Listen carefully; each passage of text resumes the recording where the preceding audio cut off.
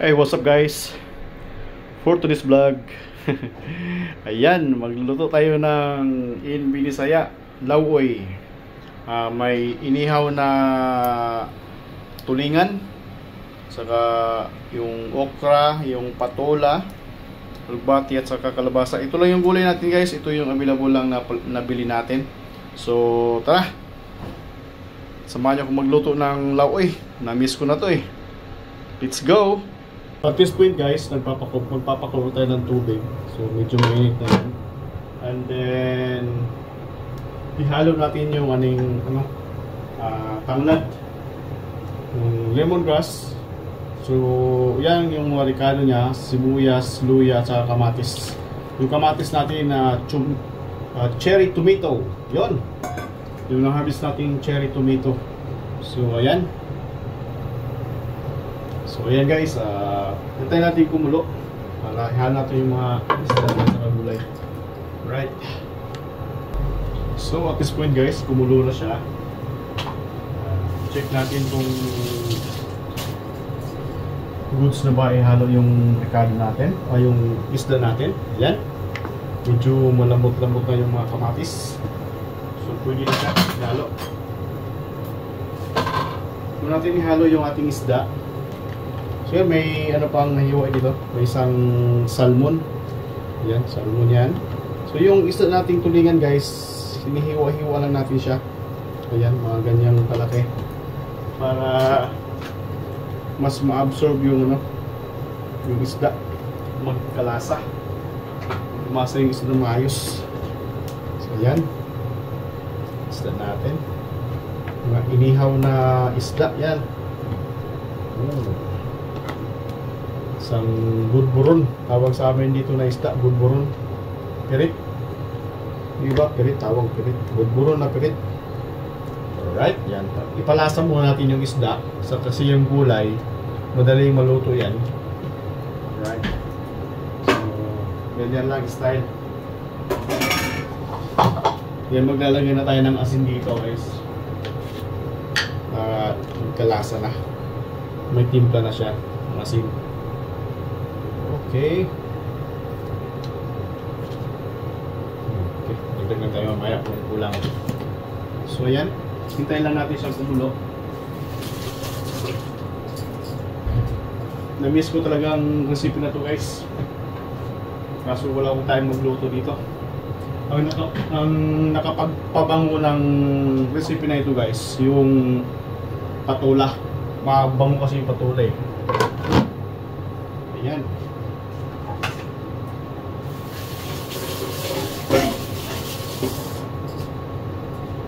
Patola.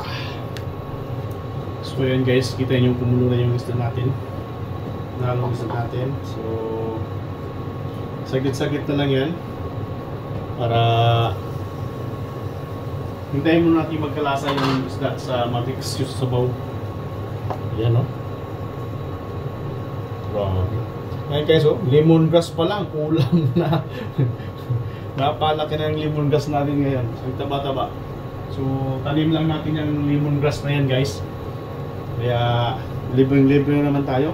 Check natin yung sabaw kung sakto ba yung alat niya. Para mamaya hindi tayo magdagdag. Medyo may tabang pa. Medyo matabang pa. Dagdag tayo dyan. Dagdagan natin ng asin.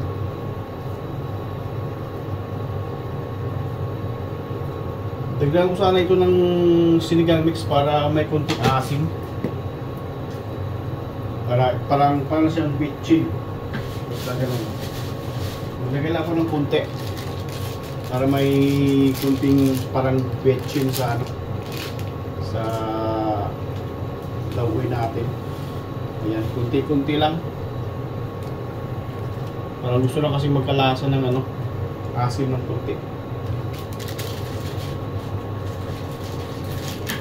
Masarap yung higop ng sabaw. Ito kahit walang sinigang mix, okay na yan. Diba? Kaya gusto ko lang lagyan para pangdagdag lasa.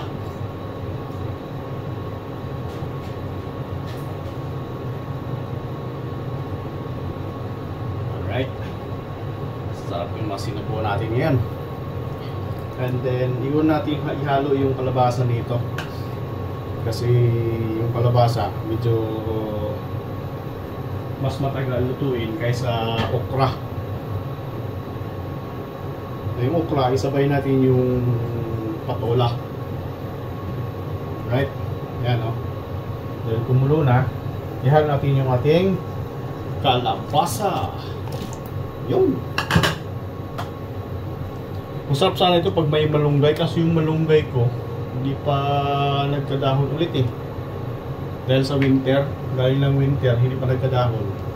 Yan, lalo na yung kalabasa. May pagkulo nito, pwede na halo yung ating okra at saka patola. Alright. So, ayan guys, kumulo na. Alright.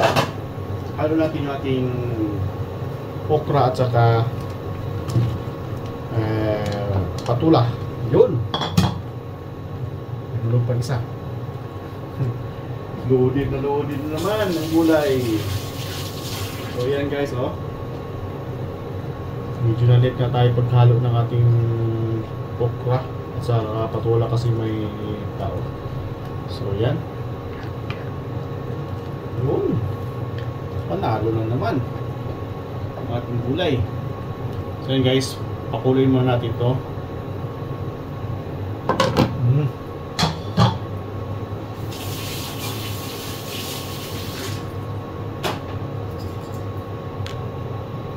Yan guys, hintayin natin kumulo yung ating okra at saka patula. Sarap naman na ito, pang amoy, no? So takpan lang natin to. Pagkulo ito, mga 3 to 4 minutes, goods na ito. Alright. Yan, no? Kumulo na. Bilis. Takpan lang natin. And then, check lang natin yan.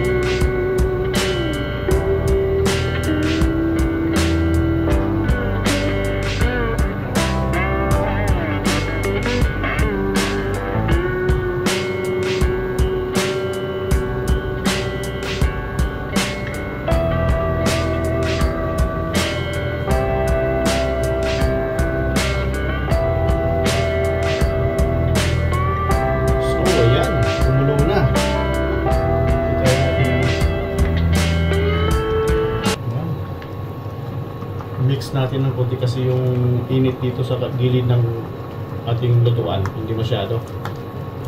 Wow. So saglit lang ito guys, saglit na lang. Goods na ito kasi ano, ang patula na sa gilid, sa gitna, luto na. Yung sa gilid hindi pa. Mahina yung init sa ano sa gilid. Pagka electric stove lang yung lutuan natin, mahina talaga dun. So yan. Around 2 minutes, halo natin yung ating ibang ricotta. Yan.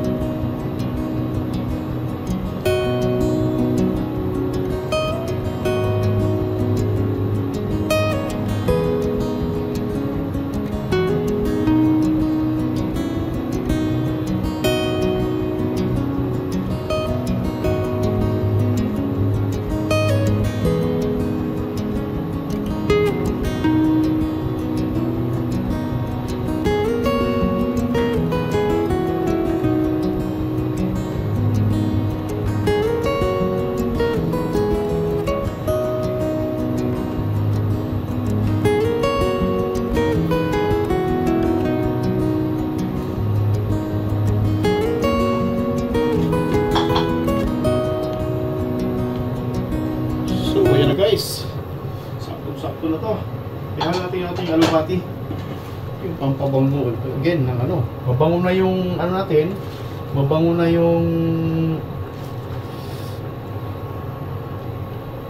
yung patola. Yan. Plus alubati. Wow! Kaya na lang mag-imagine dyan guys ng anong bango ng ating niluluto. Sulit talaga sa gulay guys. Ayan. Sa mga hindi nakaalam nito, try nyo guys. Pero mostly sa mga Bisaya alam to eh. Pero yung gulay lang diferensyado kasi yung available lang dito, yun lang niluto ko. Importante dyan may patola. Yan. Saka yung alubati. Yung sitaw sana maganda. Kaso walang sitaw. Pag kayo magluto guys, try nyo magluto na may sitaw. Ayan. So, saglit na lang ito guys. Alright. Kasi nahalo natin yung alubati. Saglit lang ito maluto. 2 minutes, luto na to. Pagkulo. Ayan. Punong-puno naman yung lutuan natin. Alright. So, ayan guys. Wait for the last moment. So, ayan. Kumulo na. Alright. Tikman natin yung luto niya kung sakto na ba. Hindi ba masyado. Ayan, oh. Yung pulo. Yung magbati niya. Ay, yung ano. Okay na yan. So, yung sabaw na lang. Ay, yung timpla na lang sabaw yung try natin. So, ayan. Wow. Ibang klase. Ibang klaseng sarap guys. Yummy. Yummy tummy. Alright. So, ayan. Ito na guys yung ano natin. Final. Sarap ng sabaw. Wow, nakakatakam. Try nyo guys. Alam ko sa mga Bisaya, alam nito. So, ayan. Perfect. Lauoy in Bisaya. Try nyo. Right? So, thanks for watching guys. Try nyo tong luto na to. Napakasarap. Healthy pa.